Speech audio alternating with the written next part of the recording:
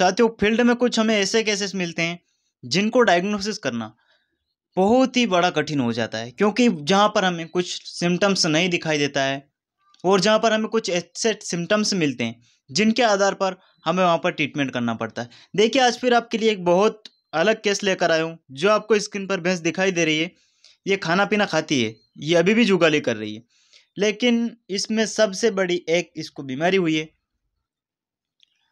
उसके लक्षण क्या आते हैं और मैंने इसको फिर ड्रिप लगाई है। आखिर यहाँ पर ड्रिप की जरूरत क्यों पड़ी, ड्रिप में कौन कौन से इंजेक्शन मैंने लगाए और डायग्नोसिस में मुझे क्या मिला। दोस्तों पशु मालिक का कहना था कि यह भैंस पिछले 3 से 4 दिनों से बंधी बंधी चल रही है, एकदम से अकड़ कर चलती है, ऐसा लगता है कि इसके चारों पैर जाम हो गए हैं, बिल्कुल खुलकर नहीं चलती है। जब पशु मालिक ने मुझे बताया तो फिर मैंने पूछा क्या खाना पीना खाता है आपका पशु, कि यह बिल्कुल खाना पीना खाता है। ऐसा नहीं है कि इसने खाना पीना बंद कर रखा है, यह बिल्कुल खाना पीना खा रही है, लेकिन चलने में परेशानी है। यह अभी आपको देखकर यह भैंस हल्की फुल्की आगे चल रही है, वह भी डरने की वजह से, अन्यथा यह बिल्कुल नहीं चल पाती, बहुत कम चलती है। तो दोस्तों ऐसे केसेस को हमें कैसे हैंडल करना चाहिए, यहाँ से दोस्तों एक बात आपको समझना चाहिए कि जहाँ पर भी आपको पशु कोई बंधा बंधा सा चलता हुआ दिखाई दे, अकड़ कर चलता हुआ दिखाई दे, ऐसे वाले केसेस में आप श्योर कर लें कि उसको कहीं चोट ना लगी हो। मैंने यहाँ पर पूरी हिस्ट्री लेने के बाद मुझे पता चला कि पशु पूरी तरीके से सुरक्षित है, खाना पीना खाता है, सब कुछ करता है, लेकिन केवल चलने में समस्या है। उसके बाद मुझे तुरंत समझ में आ गया कि यह केस विटामिन डेफिशिएंसी का है। इसकी नसों में विटामिन की कमी हो गई, इसके ब्लड में विटामिन की कमी हो गई, जिसके कारण इसकी नसों में, इसके पैरों में, इसके मांस में खिंचाव आने लगा है। उसी के कारण यह भैंस बंधी बंधी चल रही है, इसको चलने में दिक्कत हो रही है और इसके शरीर में अकड़न आ गई है।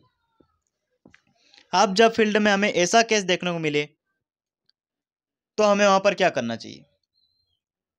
सबसे पहले रोल प्ले करता है दोस्तों कि आप वहां पर कुछ मस्कुलर में इंजेक्शन लगाने का सोचेंगे, लेकिन मैंने यहाँ पर डायरेक्टली ड्रिप लगाई।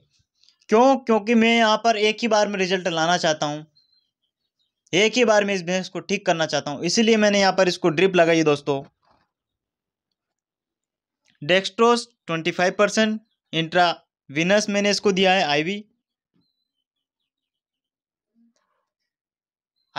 देने के साथ साथ मैंने इसको इंजेक्शन उसमें न्यूरोकाइन प्लस इंजेक्शन मैंने इसको 25 ml दिया, थोड़ा हाई डोज में दिया। मैं चाहता था यहाँ पर 15 ml दे सकता था, 20 ml दे सकता था, लेकिन यहाँ पर रिक्वायर्ड है। आप फील्ड में यदि रिक्वायर्ड के हिसाब से दवा का यूज़ करेंगे तो दोस्तों बेहतर रिजल्ट आपको फील्ड में देखने को मिलेगा। तो मैंने इसको 25 ml आईवी न्यूरोकाइन दिया। इसके साथ ही साथ मैंने इसको इंजेक्शन B1, B6 और B12 का ट्राइवेट इंजेक्शन मैंने इसको, वह भी 20 ml मैंने इसको आईवी दिया। यहाँ पर मैंने B1 से लेकर B12 तक के सारे विटामिन इसको आईवी दे दिए। न्यूरोकाइन का मैंने इंजेक्शन इसको 25 ml दिया, ताकि जो भी इसके शरीर में किसी भी विटामिन की कमी होती है तो वह तुरंत एनर्जी देगा, वह तुरंत उसके ऊपर कार्य करेगा और इस भैंस को तुरंत रिलीफ मिलेगा।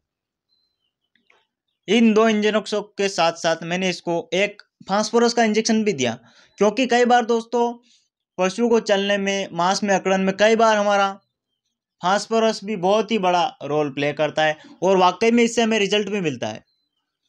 फील्ड में आप भी लगाएंगे तो वाकई में आपको भी इसका रिजल्ट फील्ड में देखने को मिलेगा। तो मैंने टोनोफॉस्फेन भी इसको 16 से 17 ml आईवी इसके डायरेक्टली ड्रिप में डाला है। अब बात रही यहाँ पर हमें कुछ और भी देने की जरूरत पड़ती है क्या? हाँ बिल्कुल पड़ती है।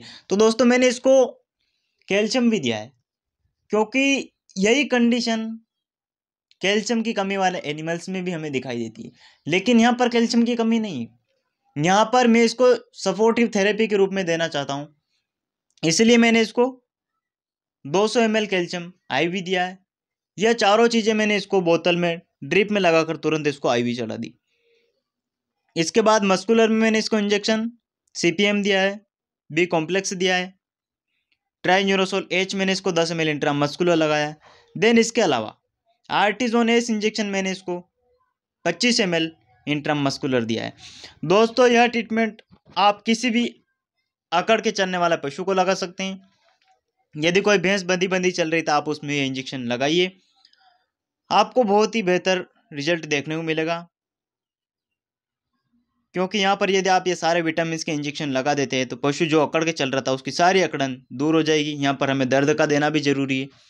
दोस्तों मैंने जो आप ट्रीटमेंट किया है फील्ड में, इससे आपका एनिमल्स को ठीक कर सकते हैं और यह जो मैंने ट्रीटमेंट दिया है पूरी तरीके से प्रेगनेंसी सेफ है। दोस्तों हमारी वीडियो यदि आपको पसंद आई हो वेटनरी डॉक्टर के साथ जरूर शेयर करना, हमारे चैनल को सब्सक्राइब करना और वीडियो को भी लाइक करना।